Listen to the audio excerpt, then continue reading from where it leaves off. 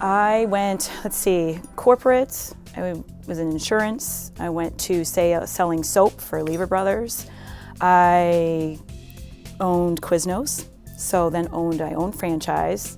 So in restaurant, I have taught fitness for 20 years and co-owned a gym of my own, and then now do health and nutrition. So the craziest was going from Quiznos, upselling people to a Biggie Fry and soda, to now health and wellness, which is what I'm really passionate about. When I was, it was 4 years ago, had the fourth baby, 38 years old, and I was exhausted. This is where my story comes in. I was drinking a pot of coffee a day, I was taking naps, training. I was always on for everybody else at the gym or at the job or whatnot, but in closed doors, it was another story. It was impatience, it was exhaustion, and I had no time for the kids or the people that I love the most. And I was like, this has got to stop.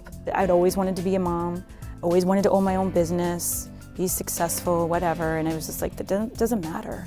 If you're not happy on the inside and your heart's not filled up, nothing matters. And to cope, I would just sleep and just go, well, maybe it'll get better.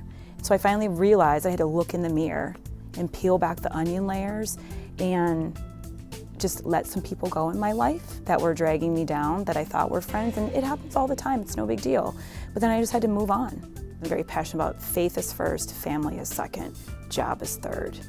And I think a lot of times, especially these days, it's reversed. I know it was for me for a while, and our family suffered, and our kids suffered. So a lot of times people have it backwards, where it's job's it, and then your family, and then your faith.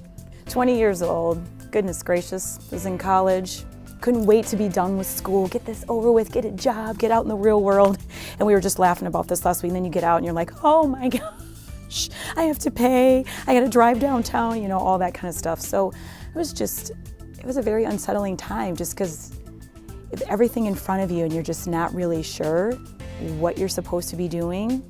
So I had a good time, but I'm really having a good time now. I think 20 years later, now that I'm 42, just the maturity that's come along, the emotional growth, like I said, the mental, having kids really ground you. It's fun. Everyone has special gifts, and you just need to unpack your own purpose and gifts, and when you do, you're gelling or moving in the right direction. If you're not doing what you're supposed to be or what your purpose is here, then that's when you just know it's not right, you're not happy.